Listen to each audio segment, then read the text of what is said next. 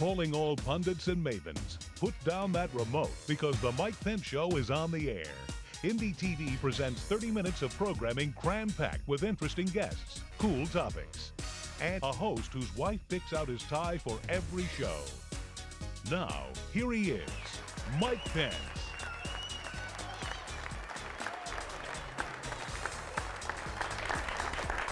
Welcome to the Mike Pence Show. Where were you at precisely 12 o'clock noon this past Tuesday? Chances are you'll never forget watching this. Superior Court of California, County of Los Angeles, in the matter of the people of the state of California versus Orenthal James Simpson, case number BA097211. We, the jury, in the above entitled action, find the defendant Orenthal James Simpson not guilty of the crime of murder in violation of Penal Code Section 187A, a felony upon Nicole Brown Simpson, a human being, as charged in count 1 of the information. We, the jury, in the above entitled action, find the defendant Orenthal James Simpson not guilty of the crime of murder in violation of Penal Code Section 187A, a felony upon Ronald Lyle Goldman, a human being, as charged in count 2 of the information. Signed this second day of October 1995, Juror 230. Whether you agreed or disagreed with the verdict, very few Americans thought that Simpson would walk out of that courtroom a free man. So what will the verdict mean for Hoosiers? Did a guilty man go free, or was a corrupt system exposed? Will juries in Indiana respond to racial politics in the future? O.J. Simpson, the Indiana verdict. For my part, I saw race as a non-issue. The issue was murder, 2 counts. And I thought that Simpson's history of spousal abuse and the blood evidence was more than enough to overcome the reasonable doubt about his guilt. But, you know, I'm less troubled about one guilty man going free than I am about a system that seems to have lost all credibility with a distinct part of our population. The question now, it seems, is how does our criminal justice system win back the faith of all the American people? As always, we'll look at the issue from both sides. First up is Professor Henry Karlson of IU's Law School to argue for the prosecution. And later, David Shaheed, former president of the Marion County Bar Association, will give us a more pro-defense view. Also, Peter Rusthoven and Michael Gradison will slug out the issues in our bullpen, and we'll even hear from our own answer to Court TV, Reid Duffy. Oh, and for you Indy TV viewers suffering from OJ withdrawal, here's the top 5 things OJ addicts will do now that the trial is over. Number 5, open their mail. Number 4, relearn the names of immediate family members. Number 3, check the expiration dates on items in the fridge. Number 2, find out who this Newt fella is. And the number 1 thing that you OJ addicts will do now that the trial is over is take the kids to see that big new hit movie, The Lion King. O.J. Simpson, the Indiana verdict. We'll be right back.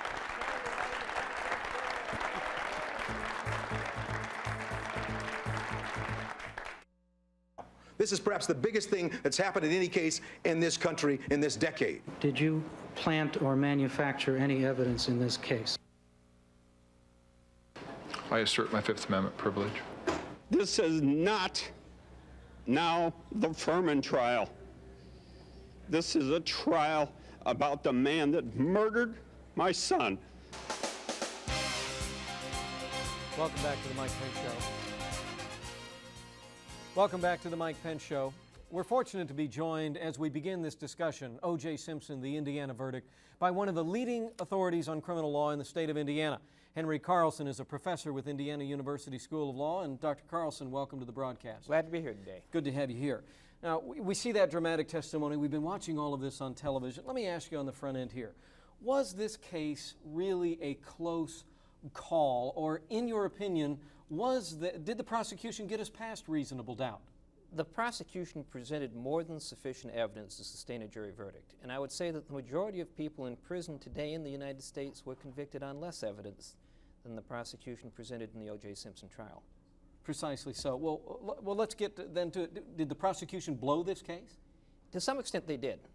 They made a very bad mistake in calling Mark Furman and having him identified with their side when they knew that he had some problems. They just didn't realize how much these problems which Mark Furman had would cause their case to disintegrate in the minds of the jury. I think that was a very poor judgment call on their part. But didn't they have to introduce Mark Furman? I mean, you know, he strikes me as kind of a dirtbag. I mean, he's been through therapy for a mini racism. He tried to leave the department. Right. Shouldn't they have brought those things out if they were going to bring him to testify? If they were going to bring him to testify, they had to do that. Now, they didn't do that. Understand, they tried to sweep under the carpet everything that he had done. In fact, they vouched for him, and that's the problem. They vouched for him by not disclosing those things to the jury. Not pulling it right out, getting it on the table right in front of the jury. And did that then? I mean, you're one of the leading authorities in this area of the law in Indiana, and you're actively involved in criminal trial practice yourself. But let me ask you then, I mean, did that in and of itself blow this case? Anything they presented, whether it be DNA evidence or otherwise, not it was necessarily. blown? The other problem which they had was their case was very much based upon scientific evidence. And I think they had great difficulty getting experts that could communicate this information to the jury in a manner that the jury could believe and would understand. On the other side, they were up against some excellent defense counsel who could pick apart this scientific evidence. Now, I want to make it clear, that scientific evidence was sufficient, but you put a big enough spotlight on anything, on any laboratory, and you're going to make it look bad. Right. Well, let's get to the defense side of it here. I mean, we've heard a lot about the race card. George Will said that the defense team here turned this trial into a political caucus. How do you score the defense team here? You've complimented them already. Well, let's put it this way. They won the case, so I have to say they did a good job. Okay, A, they won. They won. Okay. B, the way in which they won in two methods. One method, totally legitimate, and that is attacking the basis of the prosecution's testimony both scientifically and in chain of custody. That was totally legitimate. That's totally legitimate. What was the less than totally legitimate part? Well, this is legitimate, but I think morally questionable, and that is the way the race card was played in this, turning it not into a trial of whether or not O.J. Simpson committed a crime, but you could convict O.J. Simpson, now you could strike a vote against racism. That's what they were saying. Well, that was very much the message in the closing argument. Sure, and that is the message. Send a message to the law enforcement community in Los Angeles, if not the whole country. That's right. Don't care whether or not O.J. Simpson's guilty, send a message that racism is wrong. Well, we all agree racism is wrong, but that doesn't mean that O.J. Simpson's not guilty. Well, let me ask that, but was racism legitimate to be played if we had Mark Furman, who is virtually an avowed and admitted racist here? Let's give him that. Let's say that he's a racist. But did Mark Furman have to do with all of the evidence in this case? No, obviously not, and that's the problem. Understand, they put Mark Furman on trial, and they say, look at Mark Furman. The prosecution vouched for Mark Furman. Prosecution called Mark Furman. Say that you shouldn't associate with racists, strike a blow against racism, acquit O.J. Simpson. And that says disregard all the evidence. What they called on really was what's called jury nullification in American history, where juries exercise civil disobedience by rendering judgments and verdicts against the evidence. We had it in the Colonial War, we had it in the Civil War. Is that what happened here? Actually, it predates. And their argument was very similar to the argument made by William Penn when he was tried for treason for preaching religion on the streets of London. And his argument was that Englishmen should have freedom of religion. Even though the law says I cannot do this, you should acquit me because Englishmen should have freedom of religion. He was acquitted. So jury nullification has its deep roots. Are we going to see this, though, minority politics infusing themselves down to a minute in courtrooms here in Indiana? To some extent, yes. Because anytime you see something that works, you as a lawyer pick it up and try and use it. So I believe that some lawyers are going to try and use it. Whether or not it will work depends upon how we select our juries and how our judges control these juries. And I think that the Indiana judges are going to do somewhat better than Judge Ito. The trial if this trial had been conducted in Indiana, it would have been over in 6 weeks or less. Yeah, so better judges, better lawyers. Bar. Okay, actually heard that argument many times. But Henry Karlson, listen, great of you to be here. We appreciate you very much. Very, very serious topic, and it's great to have an expert like you on to kick off the discussion. Appreciate you. When we come back, we're going to be joined by David Shaheed, one of the leading black attorneys in the state of Indiana, who recently produced a paper on police misconduct litigation. This is Mike Pence. We'll be right back.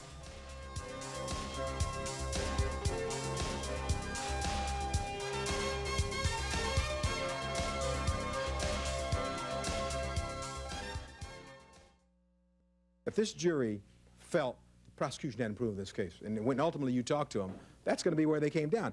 If you didn't believe the timeline, if you didn't believe that O.J. Simpson had enough time to commit this crime, that he couldn't go upstairs, change clothes, bathe, throw away all the clothes, the gun, the knife, the weapon, the shoes, and all that stuff, Ms. Clark gave them 5 minutes to do all that.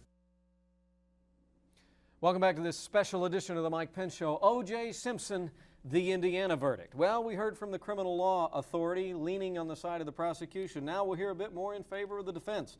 Fortunate to be joined by one of the leading attorneys in the city of Indianapolis, David Shaheed, who in fact is a former president of the Marion County Bar Association. David, thank you for being here. Well, thank you for having me. Now, you recently participated in a panel for the National Bar Association preparing a paper on law enforcement abuses. How would you rate the performance of law enforcement in the O.J. Simpson case? Well, I'd say overall they get about a C-, but even worse than that, I think one of the worst things that can happen is when the law enforcement officers don't tell the prosecutors the truth in terms of what's going on. Obviously, that wasn't for instance in this case. Well, in this particular case, obviously, Mr. Furman, Detective Furman, didn't level with the police, with the prosecutor's office with respect to everything that he was doing. And that put the prosecutor's office in a very bad light and ultimately, I think, very seriously damaged their case. But this was a man in Mark Furman who, I'm thinking a half a dozen, 10 years ago, went to his superiors and said, I've got a problem. Yes. I think I'm a racist. I have a problem with this ethnic group. And yet they kept him on the force, A, and B, they allowed him to go forward in this case. Is that malfeasance or misfeasance on their part? Well, I think it's a calculated risk. Whenever you're doing litigation, you got strong parts of your case, you got other parts of your case that aren't as strong. I think the prosecution took a calculated risk with Mr. Furman, Detective Furman, that as with all of his bad blemishes, that they would be able to get him through and he would be able to deliver the evidence the way they wanted it. Obviously that didn't work, and I think Detective Furman hurt the prosecution's case severely because he should have been more forthcoming to them and even explained to them that there were certain questions that he was going to have to perjure himself to even answer. Now, we've got a jury here that deliberated for 3 hours and some change, 3 hours and 15 minutes. Right. Did this jury find O.J. Simpson innocent from your Hoosier perspective, or did they simply find that the state of California totally failed to make its case? Well, I would follow what I'd heard somebody else say. In fact, my daughter asked me this question the other night. Is there a difference between innocent and not guilty? With respect to the innocence of O.J. Simpson, that's a matter that is going to be put to a higher authority. The jury found him not guilty, which is a legal conclusion based upon the evidence was presented. But do you believe the jury more leaned in favor of simply saying, no, you people on the prosecution side didn't do your job? Right. In other words, you had the burden with respect to proving your case beyond a reasonable doubt. You didn't do it. And proving it with credibility. Right. Proving it with credibility sufficient that we're going to buy what you're saying and not be parading racists like Mark Furman in here and not tell us about it. Right. And I'd say even more than that is when you have a problem with the witness to the point where the defense can come back and say, this key witness, and I think Detective Furman said it best himself, he said, I'm the key to their case. Yeah. He was the one that said that he was the key to the prosecution's case. So when the defense can come back and say your star witness lied to you, then that does a lot to undermine the prosecution's case. But the truth is that Mark Furman didn't get anywhere near the majority of the evidence in this case. He couldn't have tainted it if he had tried. Robert Shapiro said at the beginning of this case, he said the race card will not be played. Right. David Shaheed, was it right for Johnny Cochran to play the race card? Well, I think one of the things that is lost in some of the discussion, two things in fact. One is that Johnny Cochran, he was the lead trial attorney, did a marvelous job as an attorney and advocate for O.J. Simpson. George Will says he's a good lawyer, bad citizen, though. Right. Well, but then here's the other part that I think you have to look at when you look at this equation, and that is that our system with respect to litigation, jurisprudence is adversarial. The concept here is that both sides hire the best lawyer, have the best representation that they can afford to get. And within the bounds of the law, and there are rules that are in place. You got a judge that is there that keeps and kind of monitors everything. But wasn't he playing for? Advocated. Yeah, wasn't he playing for jury nullification here? Wasn't he saying to them, send a social message, not just in L.A. but to all America? And was that right? Well, no. I think what gets confused here is that when the canons with respect to Indiana, I can't speak to California, is that an attorney is to zealously advocate for his client. Right. Now, obviously, you got a judge there that is monitoring the situation in the state to keep everything within the bounds. You got the rules of evidence that allow the other side to object when somebody gets outside those bounds, and the judge keeps everything in the bounds. Right. Based upon the way the case was presented, even though some would argue with some of the rulings of Judge Ito, with respect to the bounds of rules that the lawyers have to practice in, he was within those bounds. And you think based upon even following the facts that had come out in the case, Furman and otherwise, the race card was appropriate? Well, I don't know if I would call it the race card. Well, bringing the issue of race. I think the key thing is that when you have down to just a few seconds. Yeah, I think the key thing is when you have somebody that says that they're not a racist and then have to come back and says, yes, he was, then race has already been introduced. Very good. David Shaheed, former president of Marion County Bar Association, thanks for being here. Very elucidating. Right. This is Mike Pence. We're going to come back with the bullpen. O.J. Simpson, the Indiana verdict.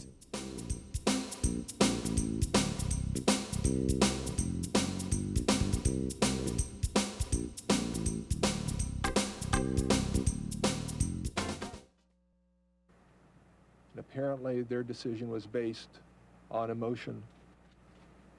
That overcame the reason. We all stand in front of you with the belief that the evidence was there.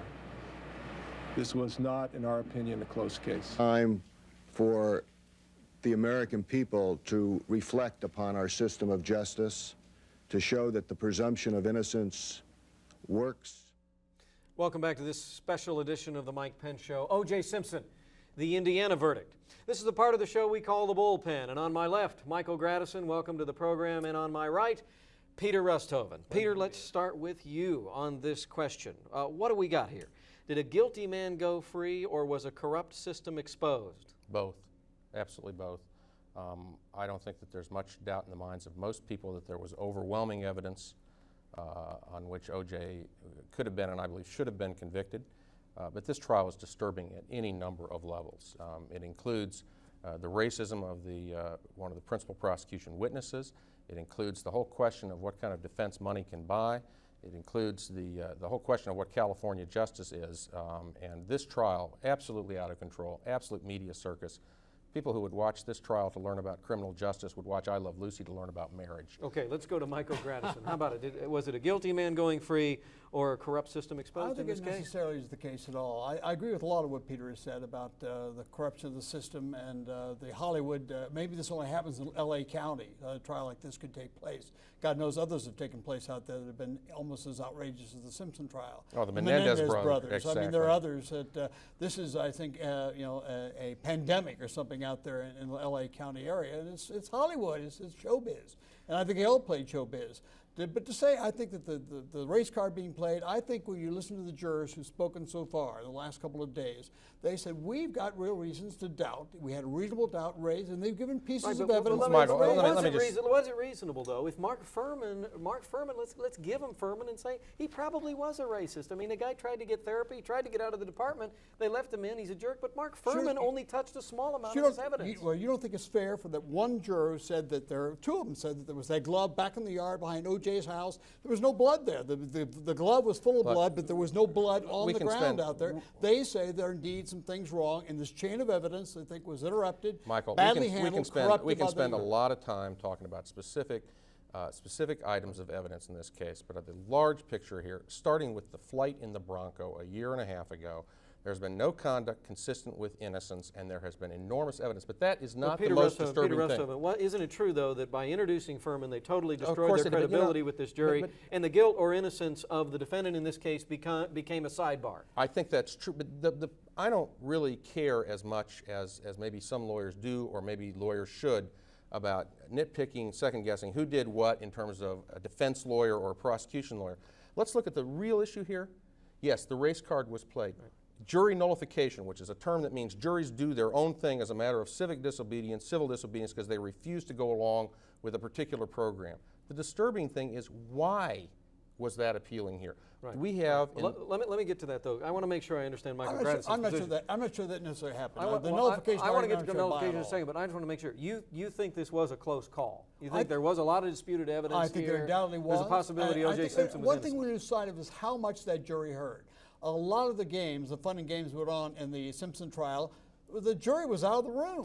Days at a time. We have all this action, arguments going back and forth between the prosecution and the defense. Okay, what about jury nullification, though? We're down to a minute. Are we going to see it here in Indiana? I don't know. Indiana's a different house of cards over here. It's a different situation. I don't think this is jury nullification, this is Hollywood. Is that a legitimate form of civil disobedience? By juries? We have 11. We should play no role. Jury nullification in Indiana.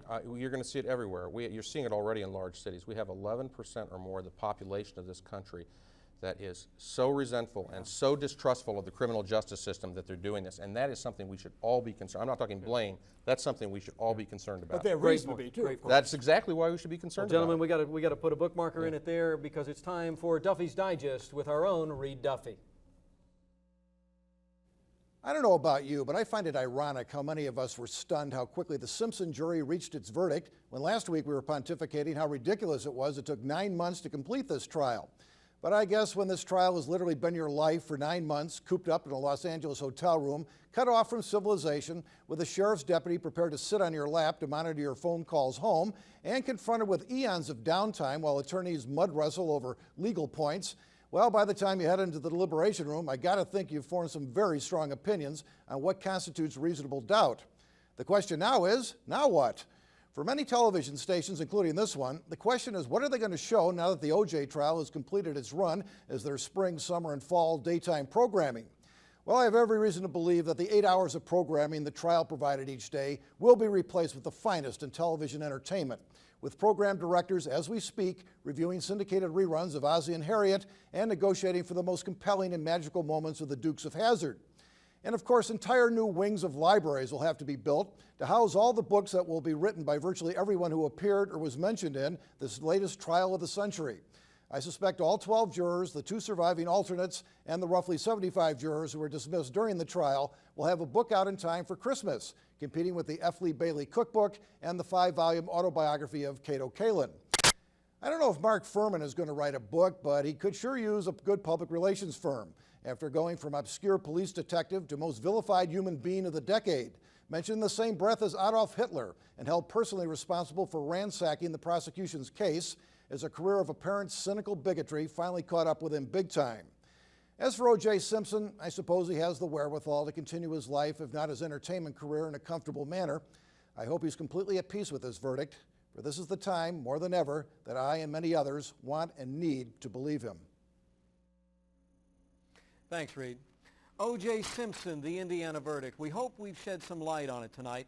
We want to thank Indiana University's Henry Karlson for giving us a better view of the prosecution side, and David Shaheed, the former president of the Marion County Bar Association, for giving us more of the defense side, and of course, in the bullpen, Michael Gradison and Peter Rusthoven.